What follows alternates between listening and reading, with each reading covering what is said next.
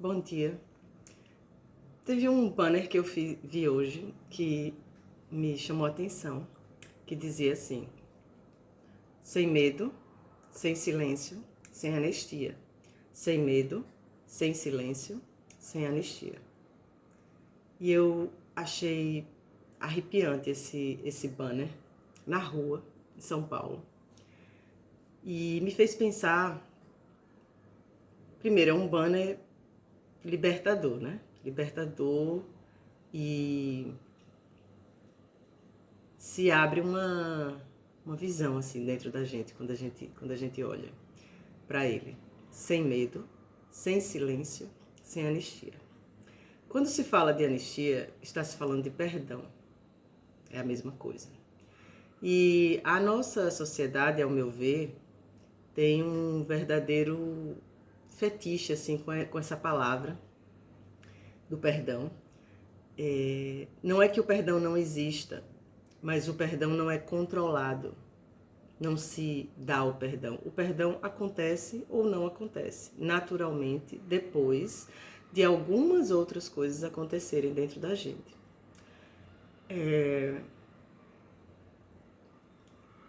As situações em que as pessoas são injuriadas, né, onde violências, sejam psíquicas ou corpóreas, físicas, são impressas, né, nas pessoas ou nos coletivos, são situações onde geralmente as pessoas causam medo, causa silêncio, né, e causa ressentimento, que é o contrário dessas três palavras, do medo, né, do sem medo, do sem silêncio, do sem anistia.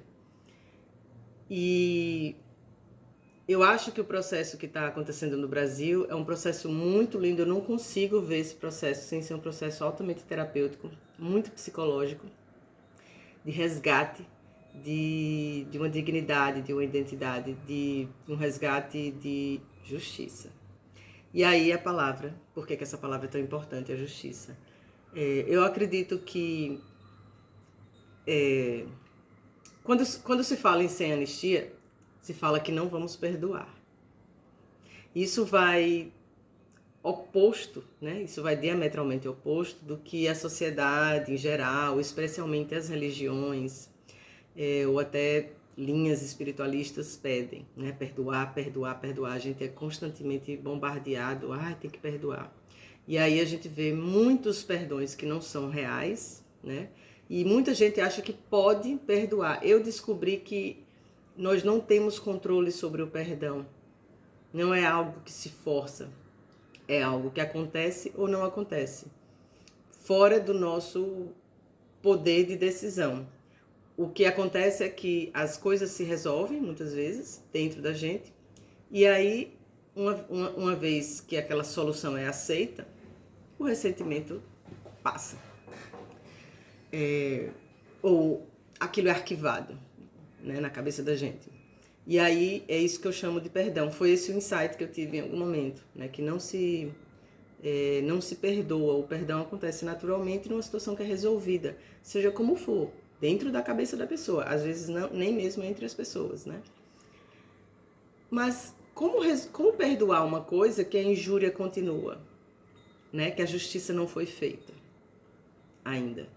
Então, esse processo social que as pessoas fazem uns com os outros, de ficar o tempo todo, né, pedindo o perdão, pedindo que perdoem, eu acho altamente nocivo, acho invasivo, acho até violento. Porque fica se pedindo uma coisa que a pessoa nem sempre está pronta, ela se sente culpada, né? Nações inteiras às vezes se sentem culpadas daquilo. E por isso que é bonito o que está acontecendo no Brasil, porque nós subimos de nível para ir além da culpa e da vergonha, de dizer sem anistia, sem medo e sem silêncio. Né? Não vou me amordaçar, não vou ficar envergonhado do que eu quero, do que eu preciso para me curar. E eu não sei se... Eu acho que tem muito da igreja, né, que coloca isso. Obviamente, as religiões, elas colocam na cultura muitos pedidos, muitas demandas, que fica muito difícil para as pessoas realizarem aquilo.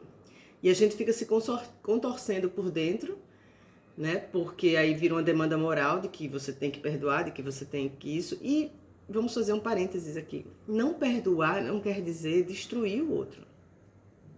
Que isso fique claro, porque tem essa noção que se não perdoar, então você vai acabar com o outro, né? E não nos contam isso. Então, é importante refazer na nossa cabeça essa ideia de que o perdão, ele vem naturalmente e de que ele não pode existir se a justiça não foi feita, ou seja, se a situação não está reparada, seja como for. O que é uma situação reparada? É uma situação resolvida, alinhada, é uma situação que tem coerência, que os conflitos e as contradições saíram dela dentro da gente. Seja por um afastamento, né, de alguém, seja por um não ter mais que conviver, né, com aquela pessoa, com aquela situação. Então, eu estou achando muito bonito, muito saudável, e eu acho que esse momento do Brasil está na realidade, trazendo um grande aprendizado, né, pois nós perdemos o medo de dizer sem perdão, sem silêncio, não vou ficar calado, guardando, sofrendo calado, escondendo que isso me machuca, né, que a ditadura ela obrigou o silêncio, as pessoas sofriam entupidas, né, e sem medo de se expressar sobre a injustiça e reclamar. Desculpe. Então, essa frase que eu vi é arrepiante, eu achei. É muito forte, eu acho que ela é muito saudável, eu acho que ela oferece uma linha assim de visão, de direção, né? E pensar sobre a não anistia como um não perdão. Nem tudo pode ser perdoado, minha gente. O que não muda não deve ser perdoado. E não perdoar não quer dizer tentar exterminar aquela pessoa, viver em conflito. Não. É importante tirar das nossas vidas as coisas que não mudam e injuriam. Né? É importante, não vai ter, nem tudo pode ser acordado, fazer um acordo. E o que não tem acordo precisa ser apartado. O meu guru dizia, nós não temos que nos amar, nós apenas não precisamos nos destruir. E eu acho que a gente tem vergonha de dizer esse tipo de coisa, de assumir esse tipo de coisa, de que não vou perdoar. E perdoar não é ficar no ressentimento, não perdoar, né? Não é ficar no ressentimento, é dizer, eu não vou conviver com isso enquanto isso existir. Né? Tem um limite. O Brasil está muito nessa situação agora. Isso ficou muito cravado na minha cabeça quando o Alexandre de Moraes disse: nós não podemos ceder nem 1 milímetro. Fronteira, limite. Outro aspecto, outro tema psicológico muito importante de saber dar o limite ao que injuria e dizer não. Então não vamos fazer acordo. É importante não fazer acordos também. Nem todos os acordos vão ser possíveis de ser feitos. E isso é duro também. Exige um alinhamento, um centramento, né, de perder aquele acordo, né, e não fazer um acordo a qualquer custo. E nesse caso, é perfeito o que está acontecendo de não dar anistia, porque a atitude ainda está aí, né? O mesmo comportamento, as pessoas querem anistia sem o comportamento mudar, mas eu não estou falando de mudar externamente, é mudar mesmo, e as pessoas não se transformam assim de uma hora para outra, né? Então, é uma dificuldade, na realidade, né, psicológica que existe de compreender como é que as coisas acontecem. Então, é claro que o povo está dizendo sem anistia, né? Porque o comportamento não mudou. Tanto não mudou que os políticos estão tentando pedir anistia, passando de novo por cima do povo brasileiro. Como isso entra na cabeça deles Que tipo de coerência e psicológica é essa? É difícil de entender. É gritante. Eles não conseguem discernir, né, isso. Então, eu estou muito orgulhosa, assim, eu vou colocar aqui, vou ver se eu consigo colocar esse cartaz, essa foto maravilhosa. E pensar nisso, né, de que, quem diria, né, o próprio Brasil, o próprio povo do Brasil, o coletivo do Brasil está nos dando uma lição que pode ser trazida para as nossas vidas, né? O que não transformou, o que não quis fazer acordo, não tem perdão. Porque é isso que acontece muitas vezes. E é por isso que tantas vezes as pessoas ficam com dificuldade de perdoar. Porque elas percebem que, no fundo, aquela energia não mudou. Aquela energia não mudou. Porque quando a energia muda, não precisa nem pedir perdão. O perdão acontece naturalmente, a cura acontece naturalmente. O perdão é um tipo de aceitação. E a aceitação é um lugar onde algo acalma dentro de nós. Algo resolve. Algo passa a ter algum sentido que ele perde o sentido ruim, né? Aquilo se estabiliza. É uma sensação, podem prestar atenção. O que a gente perdoa anteriormente àquilo, um pouco antes, há uma sensação de resolução e a gente consegue dar algum significado para aquilo, sem ser forçado, né? Que há uma paz com relação àquilo. Aquilo não nos injuria mais, de alguma forma aquilo não nos injuria. Seja porque o comportamento passou, seja porque a gente colocou um limite, algo mudou, a situação mudou. Aí naturalmente acalma, né?